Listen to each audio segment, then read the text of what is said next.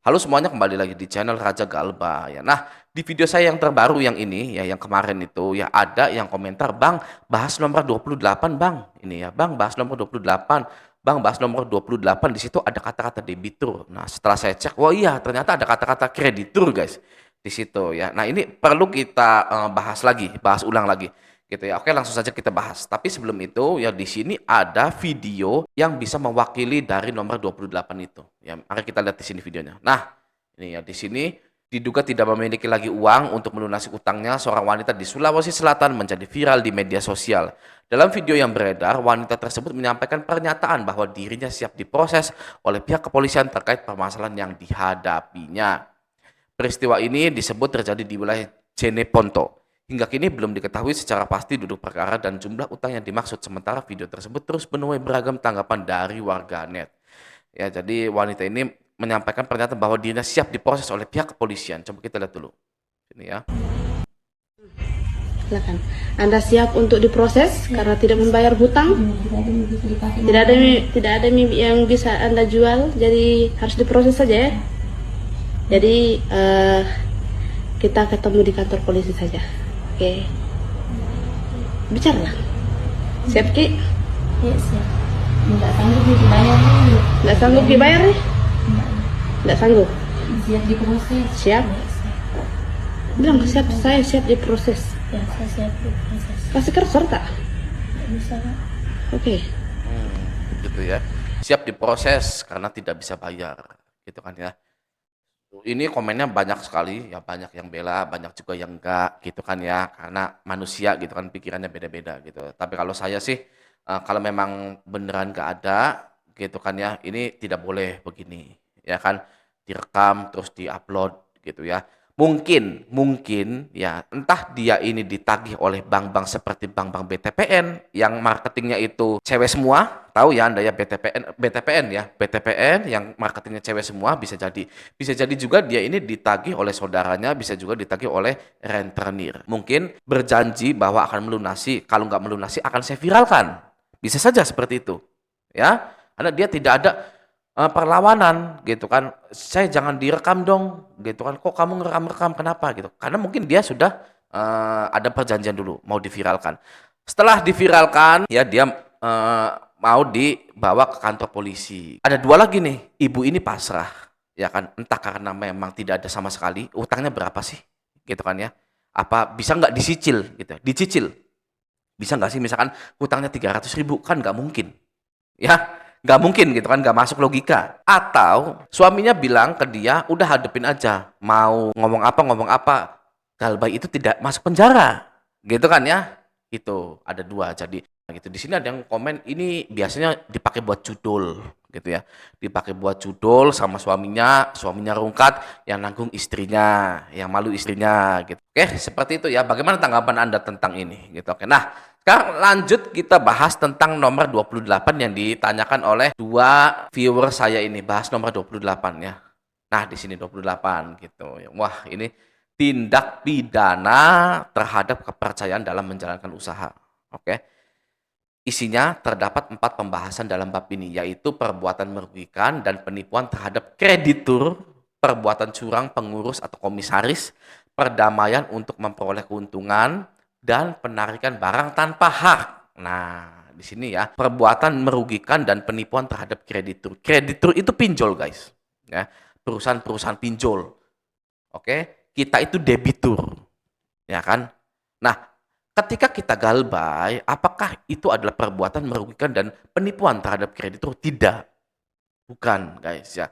Yang namanya merugikan itu bukan galbay, ya, tapi berbuat curang, guys. Ya, berbuat curang misalkan seperti di bank biasanya, kebanyakan di bank. Biasanya juga pengajuan KUR biasanya, ya. KTP palsu, usaha palsu, ya. Fotonya ada, ya. Nggak tahu usahanya siapa, lalu cair, ya, di bank ini cair, di bank itu cair, di bank ini cair. Seperti itu, guys. Itu merugikan. Kalau galbay itu nggak ada, guys, merugikan itu. Walaupun memang rugi beneran. Uniknya di situ, guys. Galbay itu bukan merugikan perusahaan. Walaupun secara nyata itu merugikan perusahaan. Tapi merugikan di sini itu adalah perbuatan curang. Bukan karena nasabah ini tidak mampu membayar, nggak ada uang, di PHK, jobless. pengangguran. Lantas disebutnya apa, Bang? Nasabah ini gagal bayar tapi pinjolnya tetap rugi, tapi itu bukan merugikan. Nah, istilahnya adalah resiko bisnis. Gitu guys, itu resiko bisnis. Misalkan Anda buka rumah makan ayam goreng nikmat, gitu kan ya. Laris atau tidak laris itu resiko bisnis. Ya. Tapi kalau misalkan disabotase, makanan Anda ada yang racun, ada yang ngerusakin kursi meja Anda, itu merugikan Anda. Ya. Tapi kalau masalah laris atau tidak laris itu adalah resiko orang usaha, buka usaha. Gitu guys. Oke ya, itu sangat mudah sekali dipahami gitu ya. Nah, dan ini penipuan terhadap kreditur. Di pinjol Anda tidak bisa nipu. Nggak bisa nipu guys ya, karena prosesnya online semua. Kecuali di bank. Kredit usaha rakyat itu bisa Anda nipu. Ya, tapi jangan. Ya kan, jangan pernah lagi udah pusing. Karkur gitu kan ya. Tokonya siapa di foto, ya mantrinya juga sama aja. Ya kan, mantrinya itu. Mantri BRI-nya juga sama, nggak bagus nggak apa sebenarnya gitu kan. Oke, seperti itu ya. Jadi jelas ya nomor 28 tindak pidana terhadap kepercayaan dalam menjalankan usaha ini itu bukanlah ketika Anda gagal bayar. Nah, yang paling bawahnya itu penarikan barang tanpa hak gitu ya. Itu yang sedang terjadi saat ini gitu ya. Ada DC yang narik barang, narik motor, narik mobil gitu kan. Itu bukan haknya ya. Itu nggak boleh. Ya, sama saja gitu. Apalagi dipinjol guys. Anda itu tidak bisa ya menyerahkan barang Anda untuk pembayaran, itu nggak bisa. Kipas Anda yang harus diputar manual dulu, baling-balingnya itu ditarik barangnya oleh DC, nggak bisa. Ya, dipinjol nggak bisa sama sekali. Jadi kalau ada yang mau menarik barang Anda, ya DC pinjol itu sudah melanggar hukum. Yang kedua adalah ini guys, OJK telah menetapkan sesuatu di sini. Ya, di sini judulnya imbas bentrok berdarah debt collector di Kalibata, OJK ambil langkah tegas. Nah, apa nih langkah tegasnya? Apakah DC dihapuskan ya, atau gimana nih? Isinya begini, umumnya keributan diawali dengan penarikan paksa kendaraan di jalan. Kejadian penarikan kendaraan yang sering menyebabkan keributan membuat OJK bereaksi. Otoritas Jasa Keuangan atau OJK menyatakan pihaknya akan menertibkan praktek penagihan utang, terutama dengan menegaskan tanggung jawab kreditur atau pihak pemberi pinjaman terhadap penagih yang mereka tugaskan. Langkah ini menyusul kasus pengeroyokan di Kalibata, Jakarta Selatan, Kamis, yang menewaskan 2 penagih utang atau mata elang Matel. Ketua Dewan Komisioner OJK Mahendra Siregar mengatakan OJK sejatinya telah memiliki pengaturan yang mengatur tata cara penagihan kepada konsumen. Aturan tersebut tertuang dalam POJK nomor 22 POJK 07/2023 tentang perlindungan konsumen dan masyarakat di sektor jasa keuangan. Aturan ini memuat batasan yang jelas, termasuk prosedur dan proses penagihan yang harus dilakukan secara tepat dengan tata kelola yang baik. Kata Mahendra kepada media di kantor Kemenko Perekonomian melansir Kompas TV. Menurut Mahendra, dari sisi perlindungan konsumen, OJK sejak awal telah menetapkan standar agar praktek penagihan tidak melanggar ketentuan. Ya, kata OJK-nya. Namun, ia menilai kasus di Kalibata sudah masuk ke ranah hukum pidana dan menjadi kewenangan aparat penegak hukum. Ya. Kalau yang kemarin, saya rasa sudah lebih jauh dari itu, sudah masuk ke masalah hukum. Isunya sudah isu penegakan hukum, gitu ya. Nah, meski demikian, OJK tetap akan menelaah kemungkinan penertiban lanjutan, khususnya terkait tanggung jawab pihak pemberi pinjaman yang menggunakan jasa pihak ketiga dalam proses penagihan. Mahendra menegaskan, kreditur tidak boleh melepaskan tanggung jawab sepenuhnya kepada penagih hutang.